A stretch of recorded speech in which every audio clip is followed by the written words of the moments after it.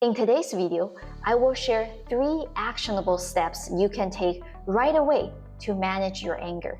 And at the end, I will also reveal one of the most common mistakes I see people make when they're trying to manage their anger.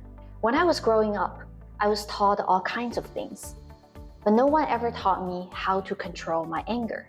To be fair, I was a shy and compliant kid, and anger was never a problem for me at school or at work.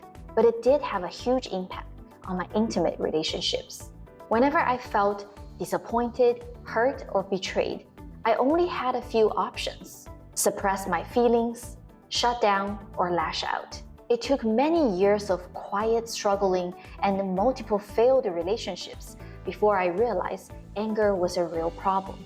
What followed were months of self-reflection, personal therapy, and experimenting with healthier coping strategies. Then one day, months later, it suddenly dawned on me: I never have to be angry again. Of course, I don't mean that I will never feel anger again. What I meant was this: even if I'm wronged, betrayed, or lied to, I don't have to react in kind. I have the power to choose responses that are aligned with my personal values. Values such as compassion, self-respect, and dignity. And in the worst-case scenario, I can always choose to leave a dysfunctional relationship. Aggression is neither necessary nor effective.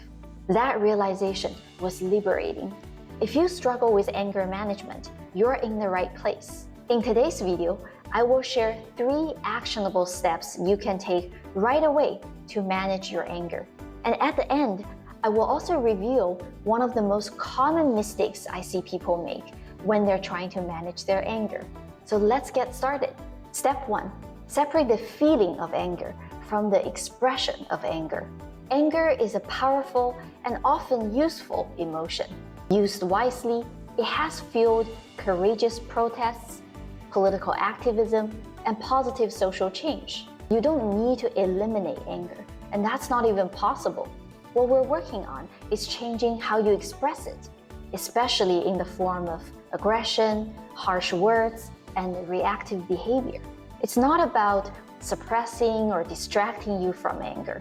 It's about respecting the natural ebb and flow of anger while still preserving your most cherished relationships. Step 2, learn to self-regulate. Anyone can learn it at any time, but the earlier, the better.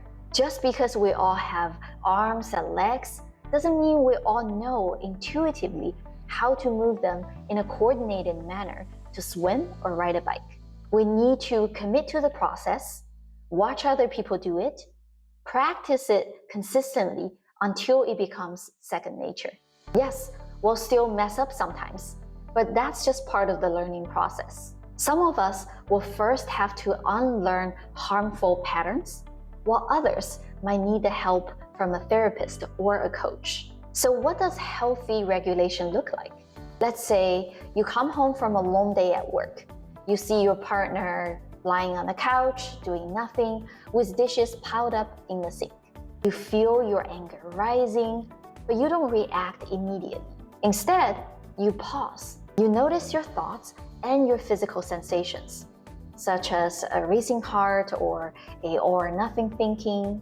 You acknowledge your feelings without any judgment, such as, I'm feeling really irritated right now, and you offer yourself compassion. It makes sense. It's been a hard day. Then you choose to regulate. You take a few deep breaths, you drink some water, you eat some snack, you take a long hot shower. You ask your partner for some quiet time so you can wind down. Later, maybe that evening or the next day, you talk things through calmly. You explain what bothered you and what you like to see change. It's an uncomfortable but respectful conversation. And in the end, you walk away proud of yourself. Because even if you can't control your partner, you know that you're in full control of yourself. Pretty awesome, right? Step 3. Be accountable and commit to change. Make a conscious decision to change. Right now, write it down on a piece of paper, put it in your phone, or tell someone whose opinion you value. Instead of vague, identity-based goals, such as I'm going to be a better person. Try to focus on action-oriented goals. For example, I'm going to learn self-regulation skills, or I'm going to get into therapy to learn self-regulation. Want to be more powerful? Add a timeline and some measurable outcomes. For example, in the next 6 months, I'm going to do research on self-regulation, I'm going to get myself a therapist, and I'm going to reduce my meltdown to less than once a week. That's what separates casual attempts at changing from serious, lasting transformation. The confidence, self-respect, and emotional freedom you will gain, absolutely worth it. To summarize, the 3 steps to anger management are: Step 1, separate your feelings of anger from your expressions of anger. Step 2, learn to self-regulate. Step 3, be accountable and commit to change. Finally, here's the most common mistake I see people make when they're trying to manage their anger. They try to change everyone else. I used to have a patient who was chronically angry because, in his words, he was surrounded by idiots. When he was angry, he was righteous, he was powerful, and he felt like the smartest person in the room. We can try to influence others, but we can never control them. The only person you have direct power to change is yourself.